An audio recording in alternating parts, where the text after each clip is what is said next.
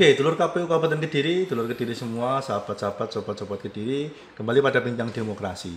Kita tadi sudah berbincang tentang bagaimana demokrasi dalam kacamata lain, dalam kacamata desa.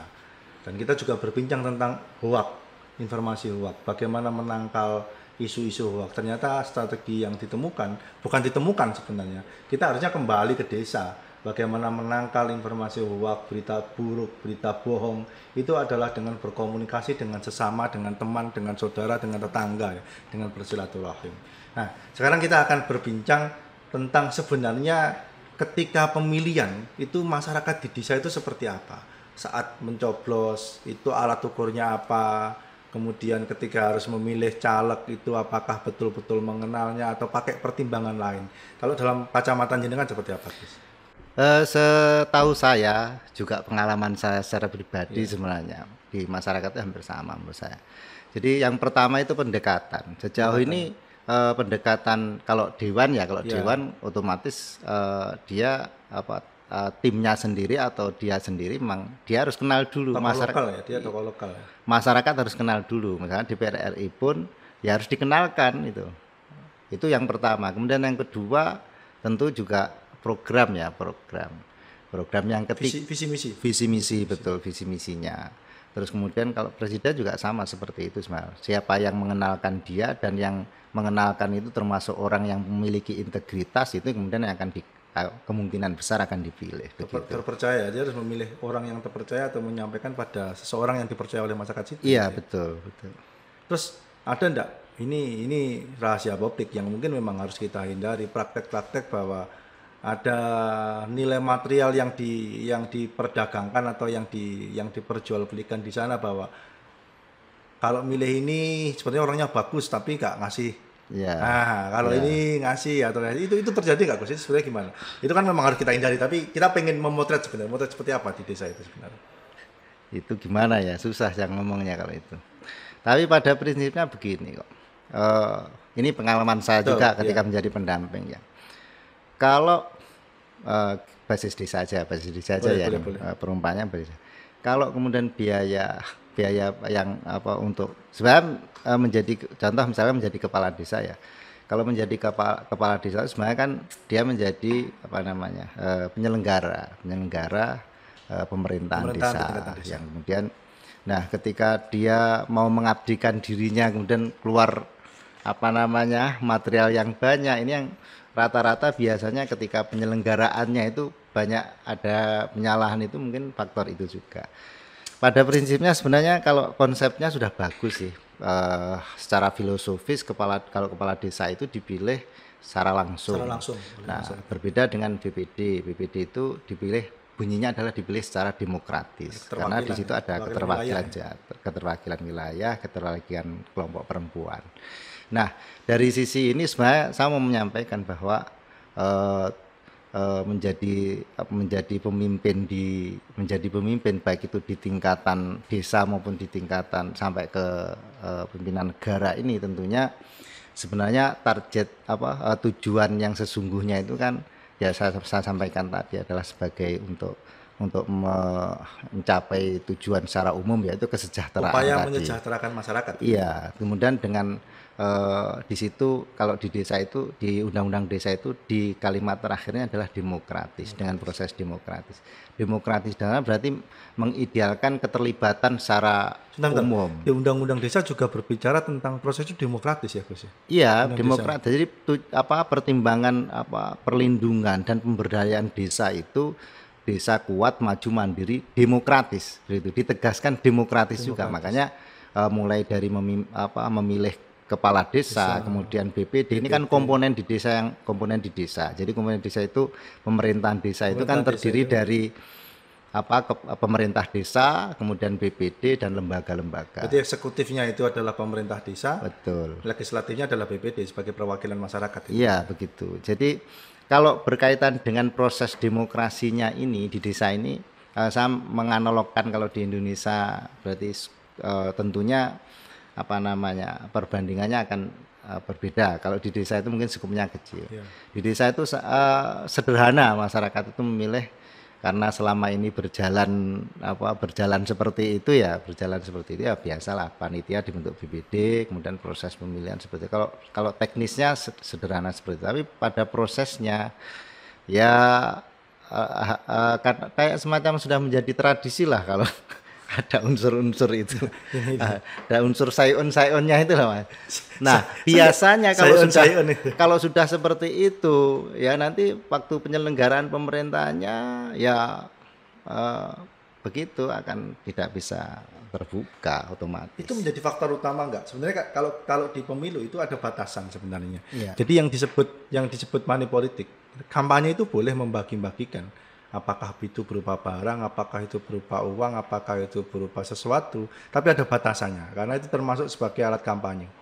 Betul. Nah, jadi kalau menurut saya kalau ada batasan-batasannya kan juga diatur. Yang saya sampaikan tadi biasanya yang di luar diatur. Ya. Kalau memang sudah diatur yang di luar itu, misalkan di luar sebelum proses itu dan seterusnya kan tidak masalah. Tapi biasanya tidak terjadi, hanya ketika waktu-waktu tertentu. Serangan fajar. Nah, fajar itu yang ketika menyerang itu yang akhirnya rusak. Fajar aja masih tidur, tapi katanya menyerang gitu ya. Akhirnya kan begini maksud saya Pak. Jadi mungkin di sistem negara juga begitu. Ketika akhirnya kan muaranya semuanya kan akan di uang Pak, di uang negara, di uang desa begitu. Jadi penyelenggaraan uang itu nanti akan berdampak pada itu ketika prosesnya itu sudah tidak benar, kurang pas, beradab lah. Tidak demokratis demokratis nanti akan berpengaruh terhadap proses penyelenggaraannya. Jadi taruhlah misalkan di komponen di desa itu ada pemerintah desa, ada ada BPD, kemudian ada lembaga desa. Ini nanti akan terlihat. Yang bagus itu kan semua komponen ini berjalan dengan baik. Nah, di negara pun menurut saya juga begitu. Jadi kalau pemerintahnya terlalu kuat dengan dasar ini dia juga secara demokratis dipilih langsung. Iya. Nah, kemudian dalam konteks desain penataan tata kelola negaranya ini juga akan berdampak juga. Artinya proses transaksional itu sebenarnya juga berisiko bagi masyarakat ya. Miniatur desa saja, kalau dia kepala desa katakanlah untuk menjadi kepala desa modalnya besar, maka dia akan mencari kembali lagi itu. Modalnya pengen balik modal itu ya. Jadi rugi sebenarnya. Saya tidak mau menyatakan sebenarnya rugi lah kalau dengan beli itu. Nah ya. ya rugi itu loh. Cuma begini, menurut saya beberapa hal itu mungkin dicermati saja, monggo dicermati. Desa-desa yang mungkin patut diduga ada proses semacam itu, coba dinilai dengan kinerja pemerintahannya.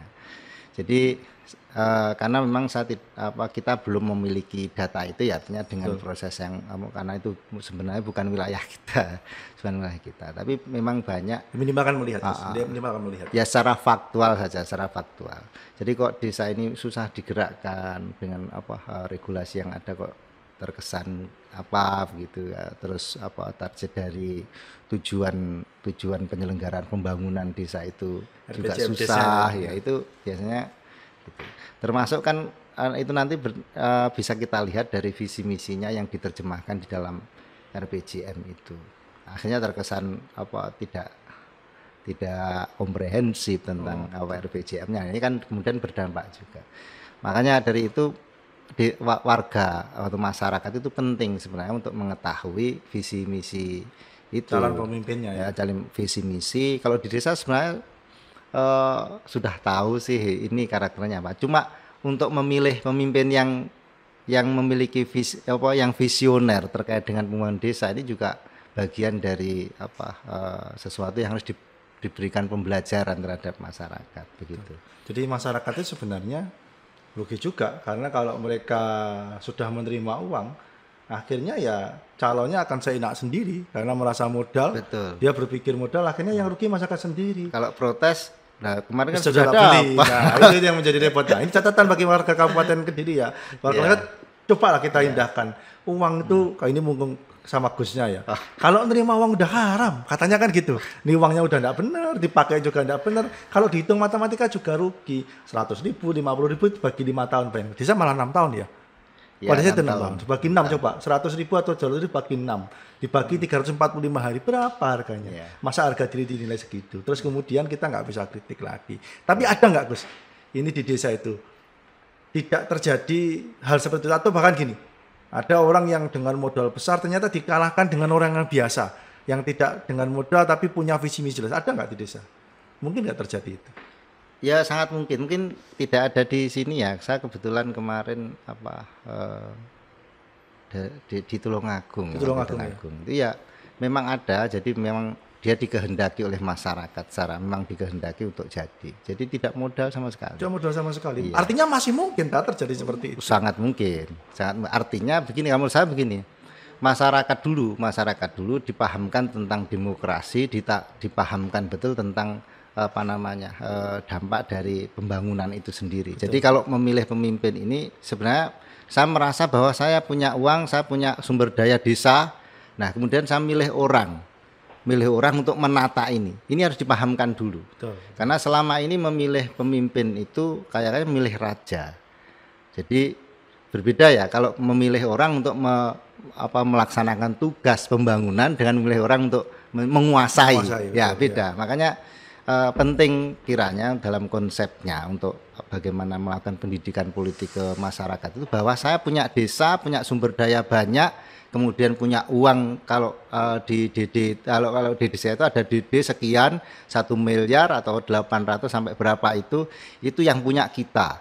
Dan kita butuh orang yang melaksanakan yang amanah. Ini berbeda. Artinya bahwa pemaknaan bahwa desa itu miliknya rakyat loh, gitu kan? Desa itu miliknya warga kan, itu bukan miliknya seseorang. Artinya mereka mau mencari orang yang bisa ngelola asetnya. Betul. Begitu, harus. Nah ini yang jarang kita dengar, jarang kita dilakukan pendidikan ke masyarakat.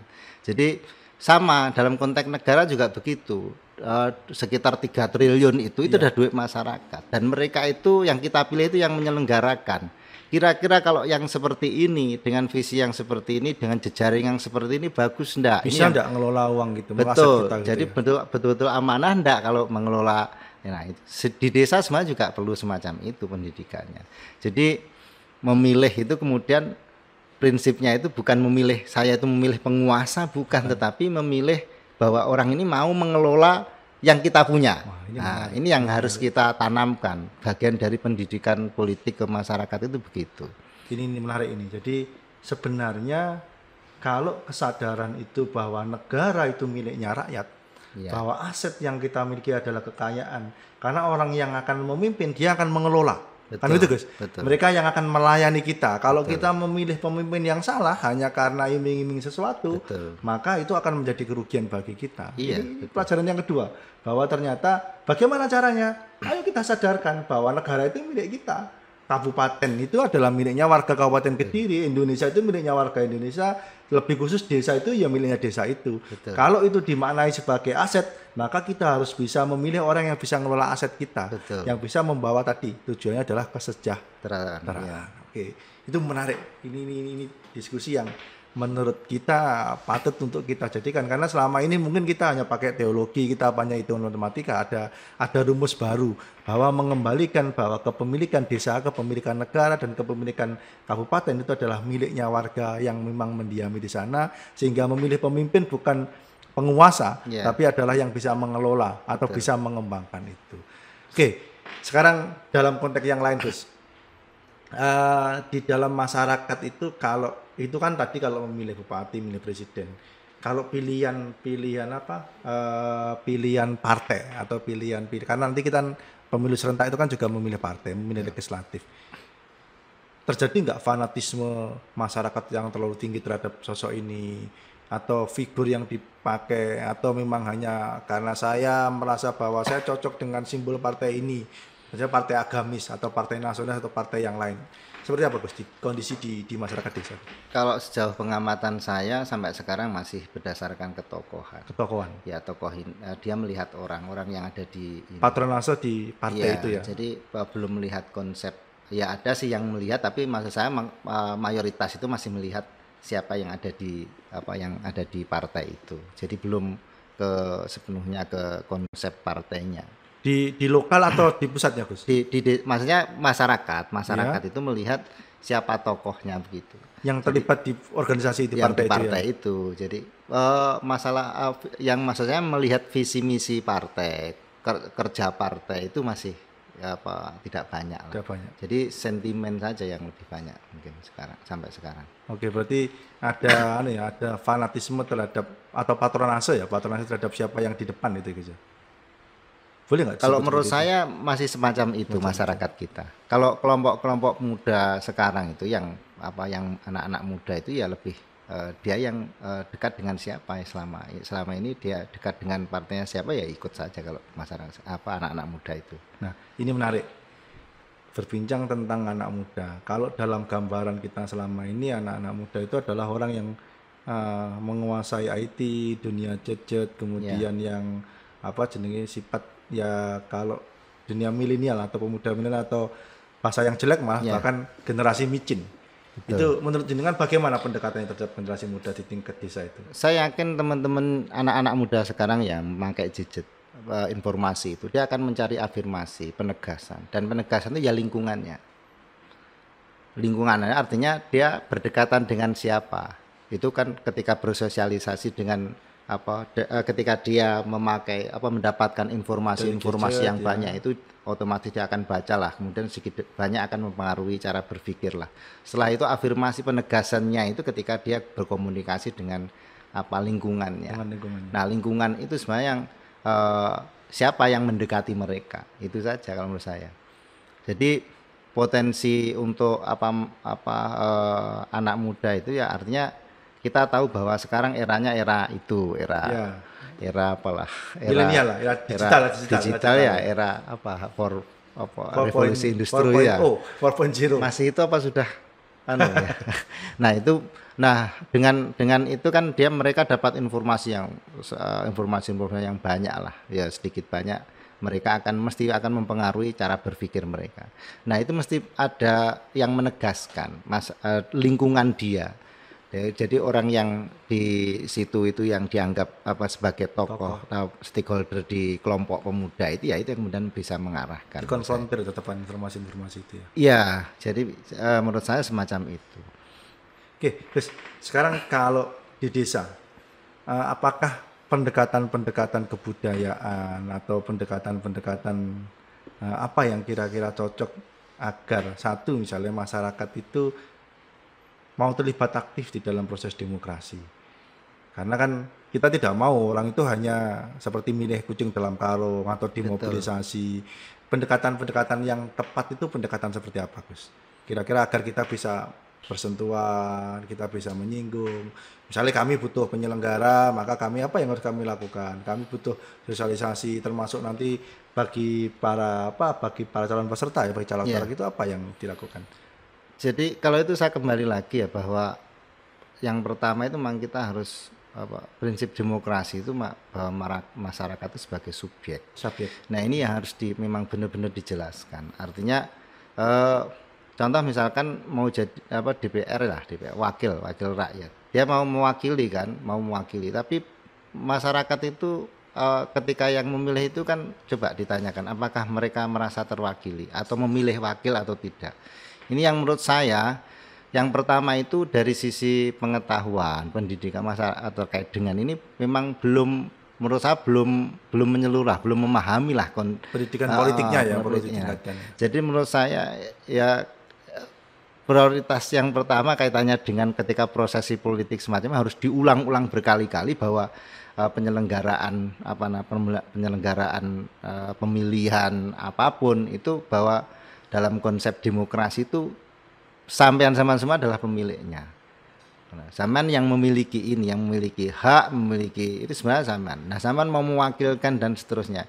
Ketika seperti itu, otomatis dia akan berpikir selanjutnya, kalau saya milih ini, saya tidak kenal ini, terus kalau milih ini saya kenal tapi begini, saya ini juga kenal ini tapi begini, lebih cocok begini. Menurut saya ini sebagai kalau di konsep pendidikan kan di pendidikan Islam itu kan any Islamic reform must begin with education. Jadi kelanjutannya itu kalau sudah pendidikannya itu sempurna, kelanjutannya juga sempurna. Tapi kalau yang pertama ini sebagai asas tentang pendidikan demokrasi ini belum selesai, ya berikutnya ya cabang-cabangnya ya rusak, tidak paham. Dekonstruksi demokrasi atau dekonstruksi pemahaman ya, bahwa jangan menganggap bahwa pemilu hanya memilih DPR, tapi DPR itu adalah orang yang mewakili dia. Betul, iya. Aset itu adalah aset miliknya di konteks keluarga. Karena kadang-kadang kan kita kalau mau investasi kan harus lihat dulu. Ya, coba kalau saya tidak. bertanya dulu, ketika sosialisasi pemilu apa yang disosialisasikan? Pernah enggak kemudian bahwa demokrasi itu dipahamkan semacam itu?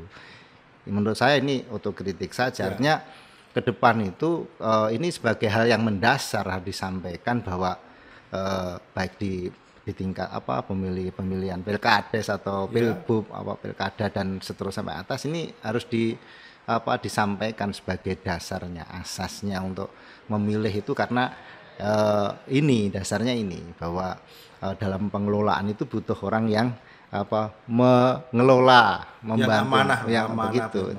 Ini menarik. Jadi warga Kabupaten Kediri, jadi kita belajar lagi sekarang bahwa ternyata memilih DPR itu bukan hanya memilih calon kita atau memilih wakil kita, tapi keterwakilan penting.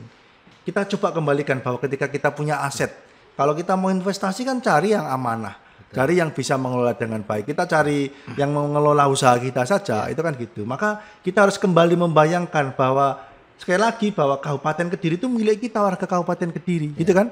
Asetnya, berapa PAD-nya, berapa sumber dayanya, berapa yang memang dimiliki Kabupaten Kediri. Kalau kita serahkan pada orang yang salah, kalau hanya berdasarkan hitung-hitungan uang, maka ya jangan salah kalau Kabupaten Kediri tidak akan maju. Tapi kalau kita menganggap bahwa ini asetku tak pasrahkan, bahasanya apa ya, dikelolakan pada orang yang tepat, maka bisa jadi Kabupaten Kediri akan menjadi lebih baik lagi di tahun-tahun selanjutnya.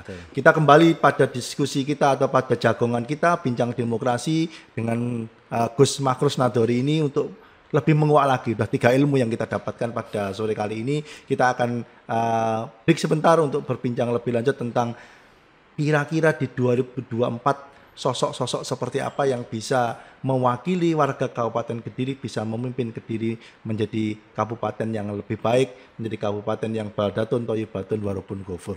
Bahasanya gitu kayak gitu. Oke, kita kembali, kita break sebentar untuk kembali pada bincang demokrasi Kabupaten Kediri.